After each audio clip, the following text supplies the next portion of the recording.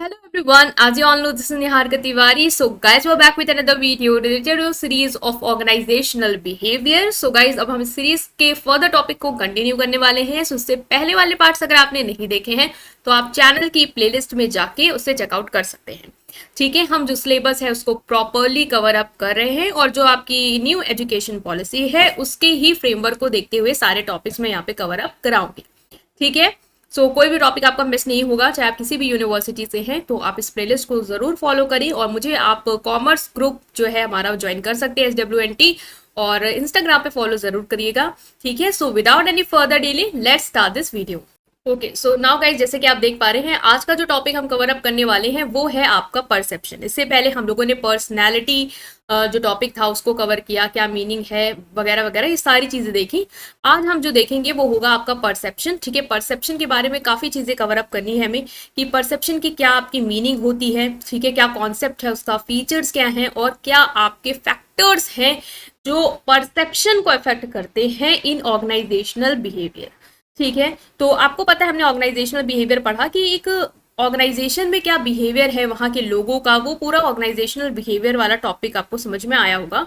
तो उससे रिलेटेड है कि परसेप्शन मतलब कि जितने लोग आपके यहाँ काम कर रहे हैं उनका एक परसेप्शन होगा, मतलब कि थॉट प्रोसेस होगा. जैसे कि आप यहाँ पे देख सकते हैं इस पिक्चर से क्या क्लियर है कि ये एक बना हुआ है 6, इनके तरफ से ये देख रहे हैं तो इन्हें 6 लग रहा है, ये अपने तरफ से देख रहे हैं तो इन्हें ये 9 लग रहा है. इसका मतलब आप कहीं ना कहीं इस पिक्चर से कुछ कंक्लूड कर पा रहे होंगे कि हर पर्सन का किसी चीज को देखने का जो नजरिया होता है वो अलग अलग होता है. वो किस चीज पे डिपेंड कर सकता है, अलग अलग चीजों पे डिपेंड करता है, अलग अलग फैक्टर्स पे डिपेंड करता है जो उसके परसेप्शन को, उसके थॉट प्रोसेस को क्या कर रहे हैं, इफेक्ट कर रहे हैं.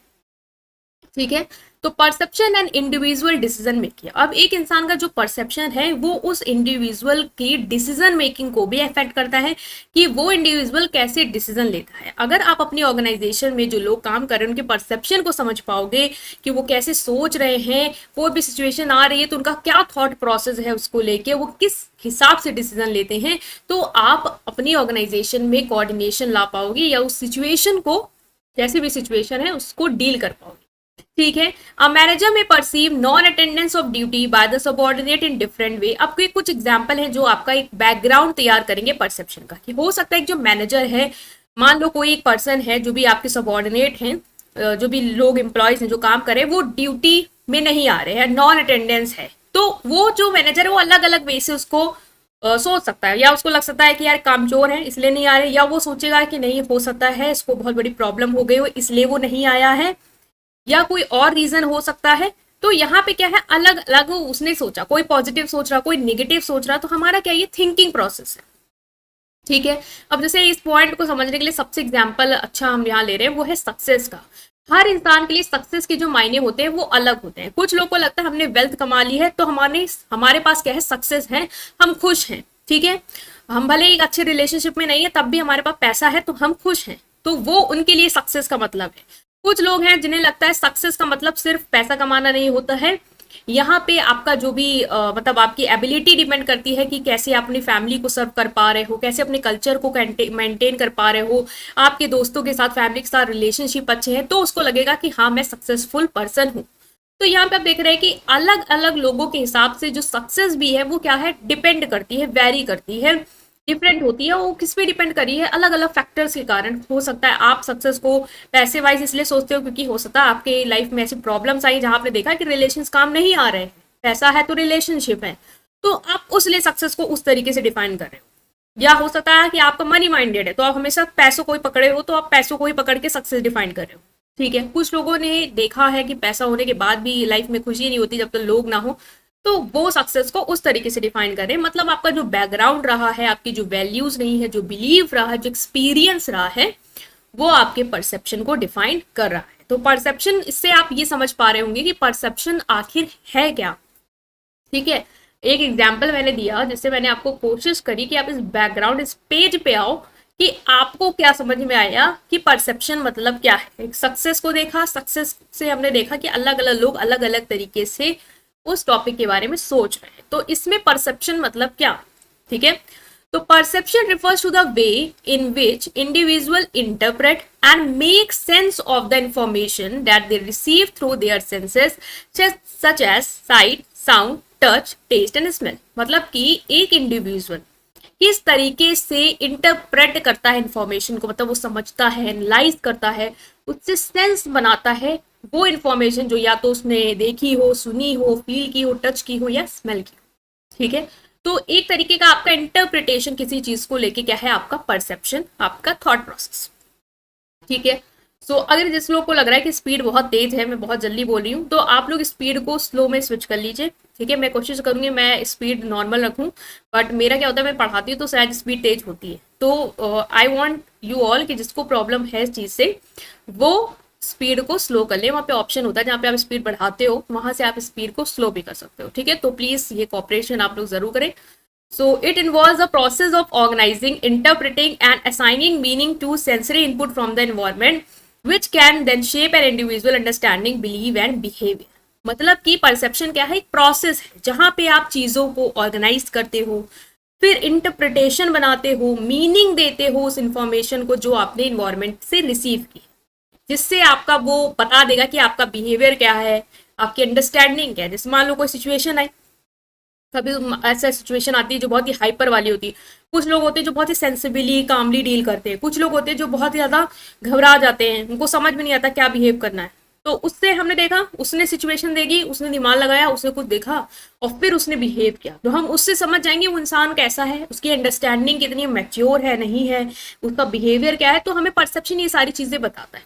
तो अगर आपकी ऑर्गेनाइजेशन में भी आप लोगों के बिलीव को समझ पाओ, देख पाओ कि वो कैसे सिचुएशन को समझते हैं, कैसे वो इंटरप्रेट करते हैं, तो आप उसी हिसाब से उनके सामने वो सिचुएशन रखोगे। आप देख रहे हो कि एक जो एम्प्लॉयज हैं, हम कोई नई टेक्नोलॉजी लाते हैं, वो एकदम घबरा जाते हैं, सहम जाते हैं, उनको कुछ नहीं समझ में आता है कि क्या करना है, छोड़ने लग जाते हैं जॉब।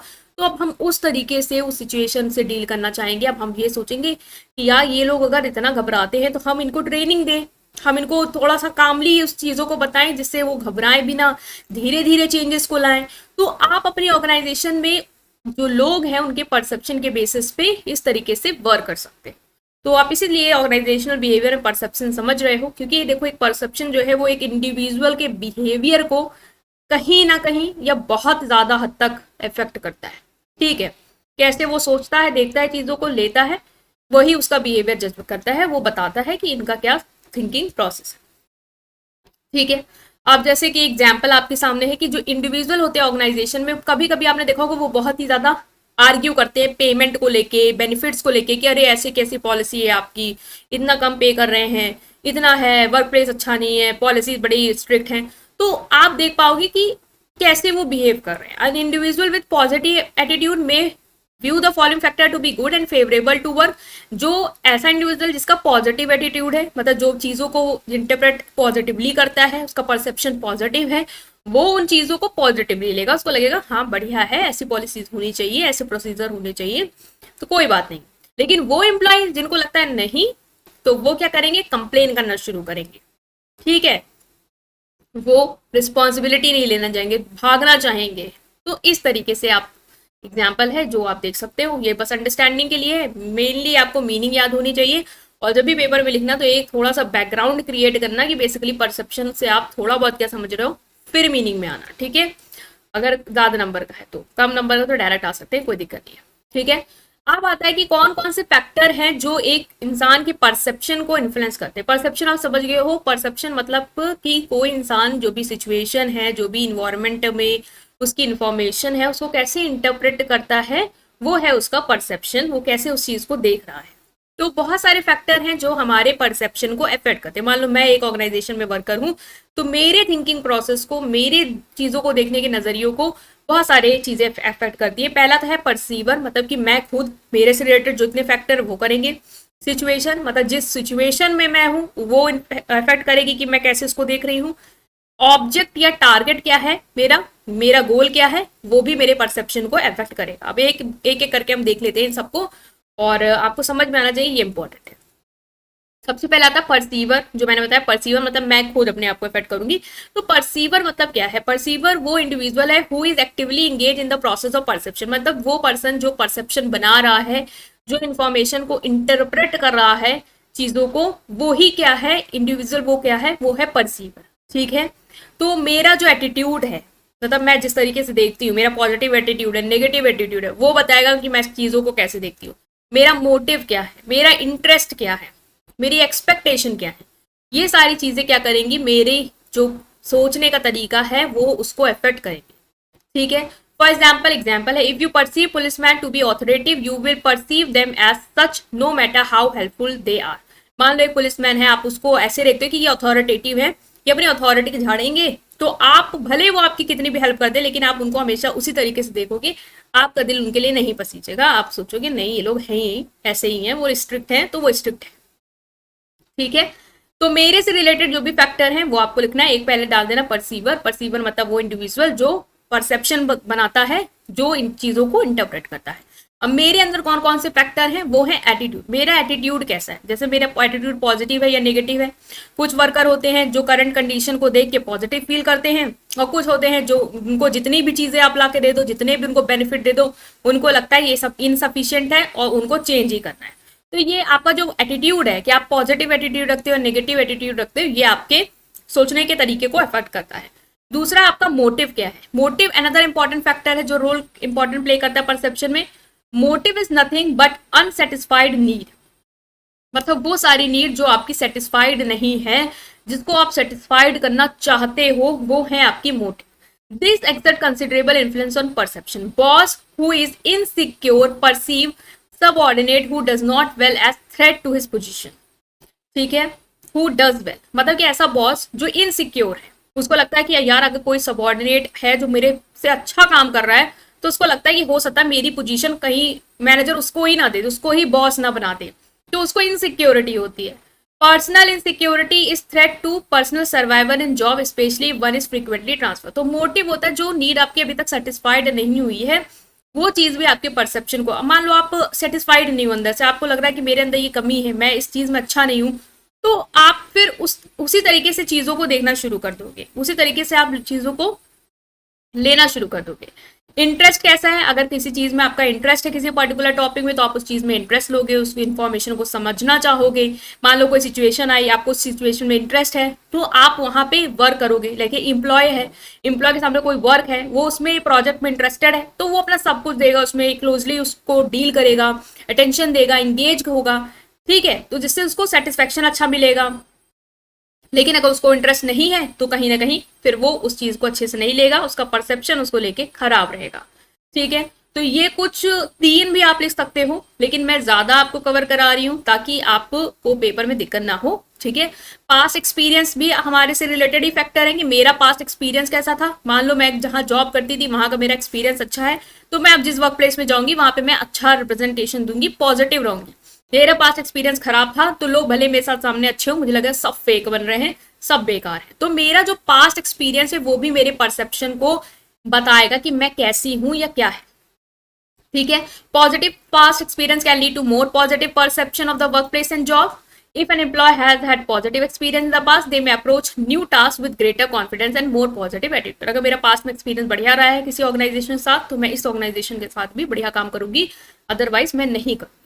मेरी एक्सपेक्टेशन क्या है, अब मान लो यार बहुत लोगों की ना एक्सपेक्टेशन बहुत हाई होती है, उनको लगता है हमें इतने पर्क्स मिलने चाहिए, हमें इतना बेनिफिट मिलना चाहिए, ये है वो।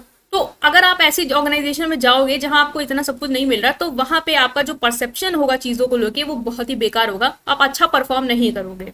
लेकिन अगर आप ऐसी जगह हो और आपकी एक्सपेक्टेशन ज्यादा नहीं, आप लो एक्सपेक्टेशन रखते हो, तो फिर आप अच्छा परफॉर्म कर लोगे, क्योंकि आपको फिर इतना एक्सपेक्टेशन नहीं है, तो जो आपको मिला उसमें आप अच्छा देने की कोशिश करोगे। इसी तरीके से एम्प्लॉयर की भी एक्सपेक्टेशन होती है।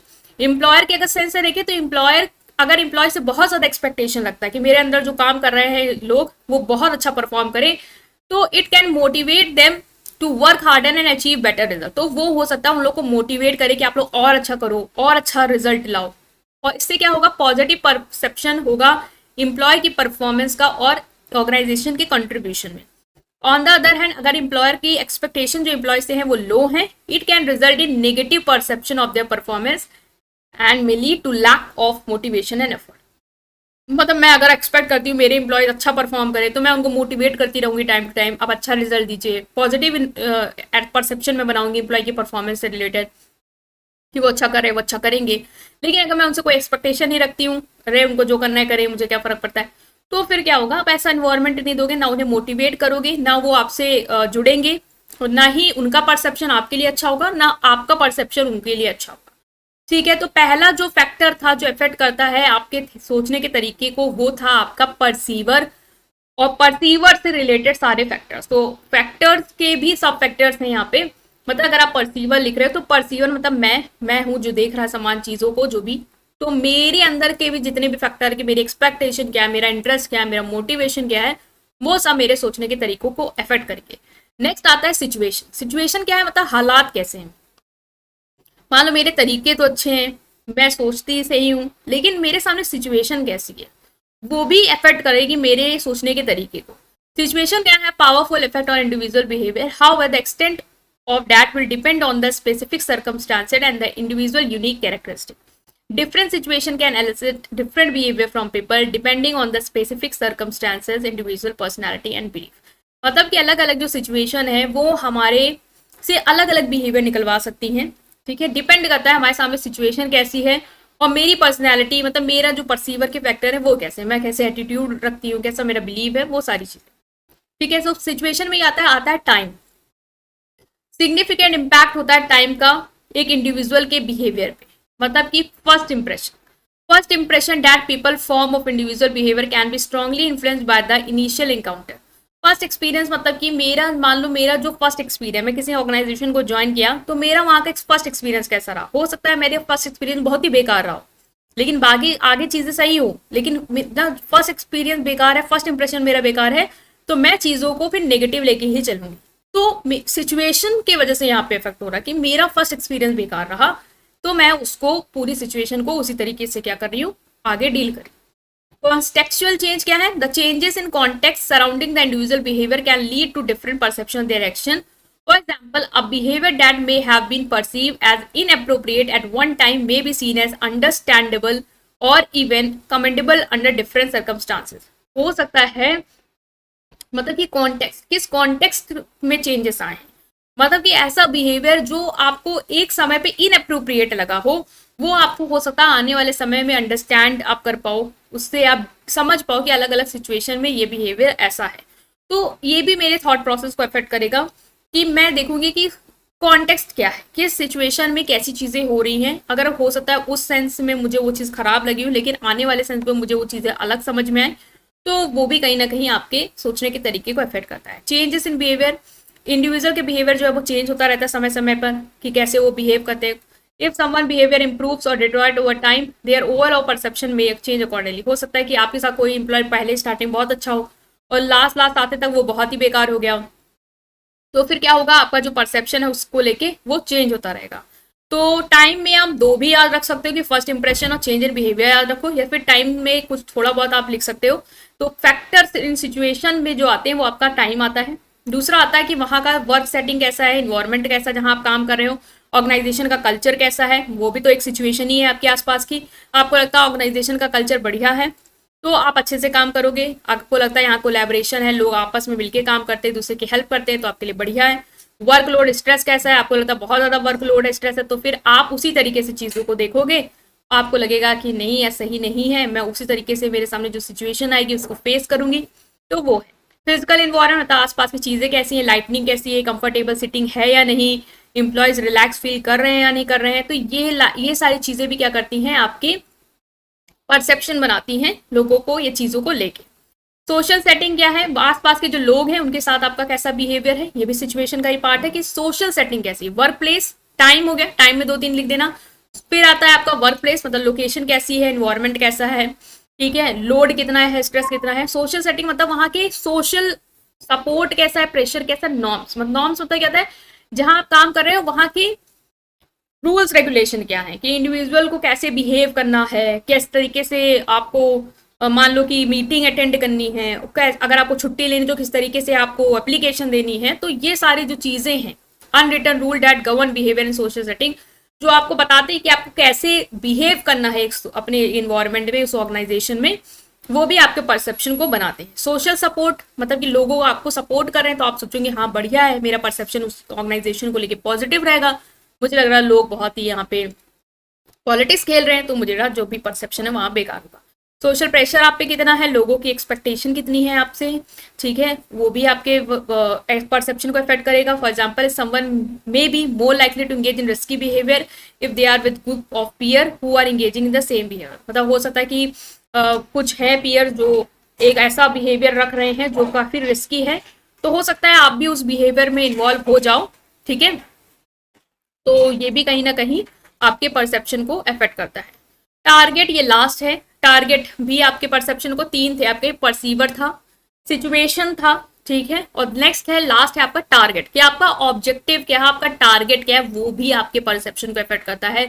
मतलब मेरा गोल क्या है लाइफ में, क्या अचीव करना चाहती हूँ, वो बताएगा कि आपका बिहेवियर कैसा है। या फिर जो ऑर्गेनाइजेशन में आपको गोल या टारगेट मिल रहे हैं वो भी आपके परसेप्शन या बिहेवियर को इन्फ्लुएंस करता है। ऑब्जेक्ट और target can influence behaviour by providing a goal और target for individual to strive toward.